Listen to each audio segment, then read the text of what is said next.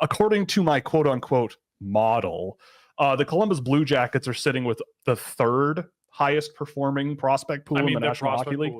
Like, I've watched a couple of Ken Johnson games. I watched one in the AHL and one in the NHL. And I feel like he's still Kent Johnson, but he's less Kent Johnson than he was, especially with like the handling and the... This is a good thing. Yes, it's a good thing. He's still got the skill. You know, he's not the highest pace guy in the world, but he's a really good problem solver, really good playmaker, and he can shoot too. Like, he can score. He can shoot. And so when I look at him in the AHL, I think the reason he went back down there was just confidence. Like, he wasn't playing a ton with the Blue Jackets. Nothing wrong with, like, when you're in your first 3 years and you're not on a team where that's like, you know, a healthy, structured environment all the time. There's been a lot of stuff that's happened with Columbus that we don't need to dive into, but I mean, everyone knows what we're referring to when we say this. And I don't know if that plays into it or not, but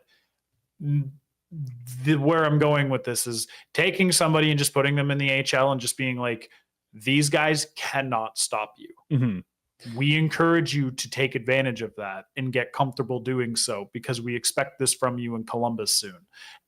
There's nothing wrong with this. It's not a slight on the player, man. Development is just weird and can go so many different ways. It's like when people get mad when a player gets scratched for like 3 games. Yeah. It's like, fine.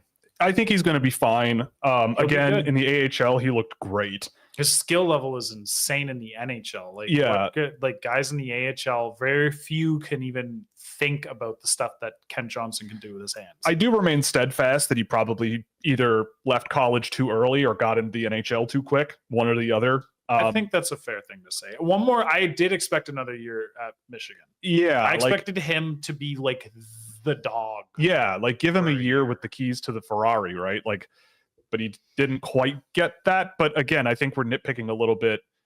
He's looked good.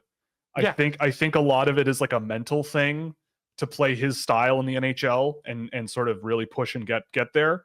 But I mean, the rest of their prospects, I mean, I don't know what you mean, but like I'm not a huge Denton Matejchuk guy, but he's having a monster year and he'll probably be in the World Juniors.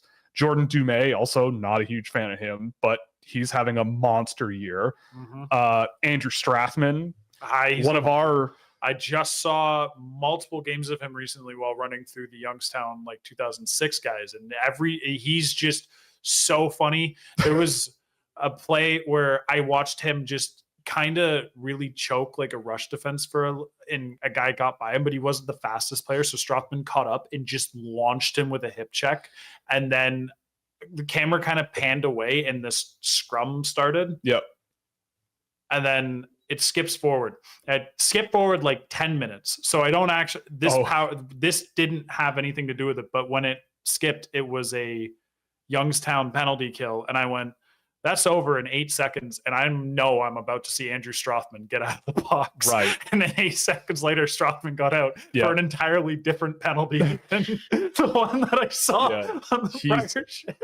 He's an interesting hockey player for sure. He's awesome. I am a fan of Andrew Strathman. I don't know what he becomes in terms of an NHL prospect, but he's just a wild card to watch. He's awesome. I mean, I've liked Adam Fantilli in the NHL for a rookie. Like, I thought Fantilli's going good. To be fine. Like, people, if anybody has any hesitations about Fantilli, we all liked him better than we liked Quentin Byfield, who is proving that you should be patient with these guys. Yeah, I like Luca Pinelli, obviously. I had him high on my list. He's got 21 goals in 25 games this year. He has 21 goals this year? 8 assists.